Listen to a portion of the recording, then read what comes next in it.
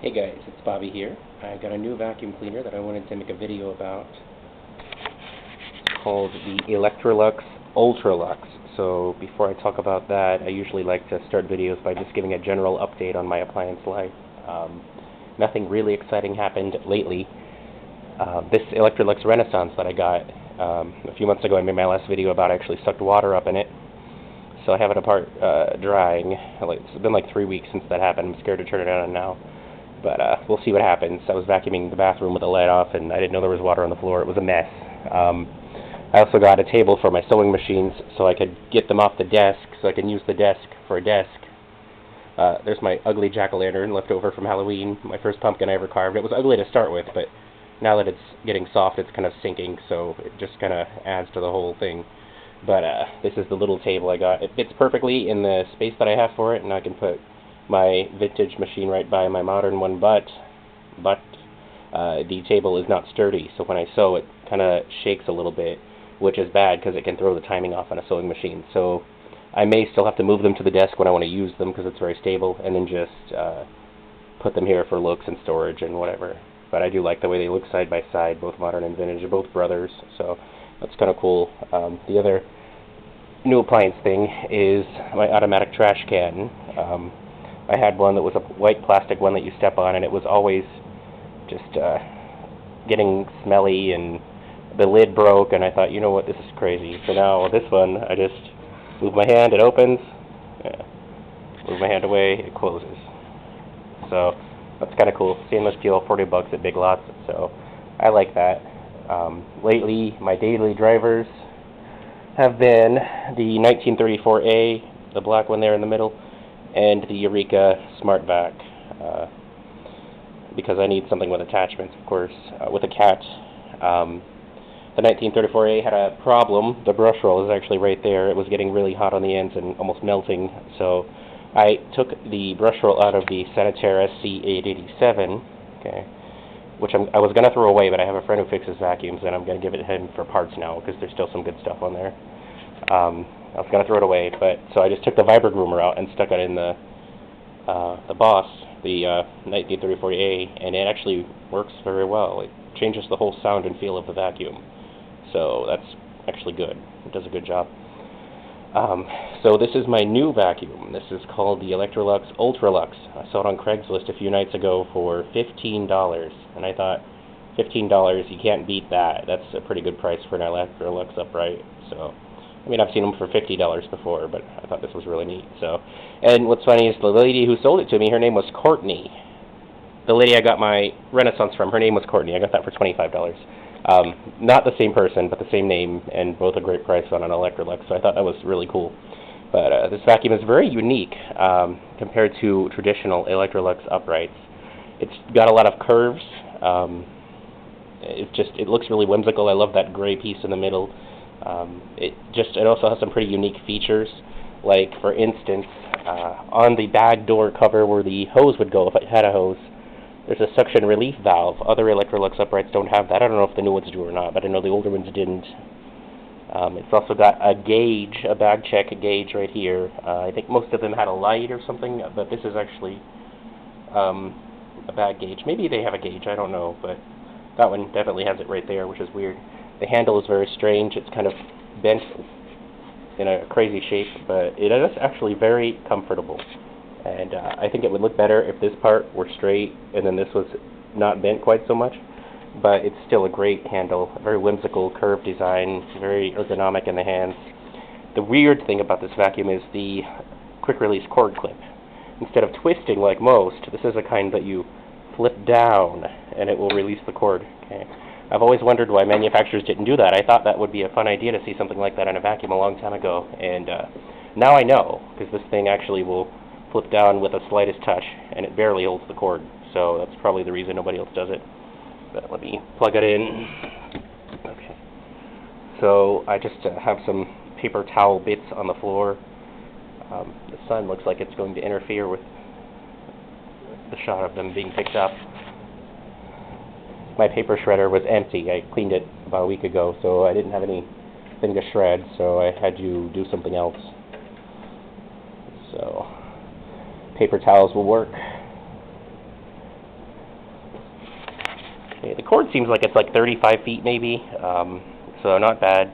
Maybe it's 30 feet, but it's a good length. It's not anything crazy like the commercial sanitary there with a 50-foot cord, so it's easy to manage for a household, but it's not super short like the 1934A where I have to keep an extension cord on it, or of course like the room vac, which is really short. So we'll go ahead and try it and see. This thing is so loud. The suction isn't loud, but the agitator brush roll power foot, that thing, it sounds like a power drill. It's ridiculous. So you'll see when I turn it on what I mean.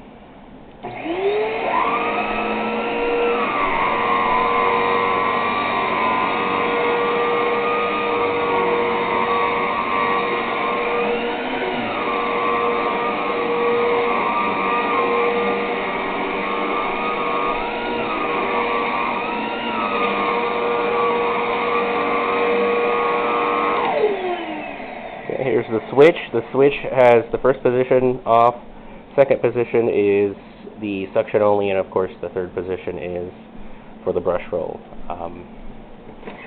It's a weird switch because you push it forward to turn it off and backwards to turn it on, and most vacuums, as you can see in my Eureka 1934A, and I think a lot of them are like that, you push it down or forward to turn it on and the other way to turn it off. So kind of strange, I think. But what I also wanted to do was go on the bare floor and see how it does with the suction. I haven't used it on bare floor yet, so this will be my first time seeing how it does. Hopefully this shows up in the video. It may not, but I have sprinkled some cracked peppercorns on the floor there, so I'm going to waste a few for this video, even though they're not visible. I thought they would show up better because it's a light floor with dark stuff, but apparently that's not going to happen. So I'll let you know if it picks up or not.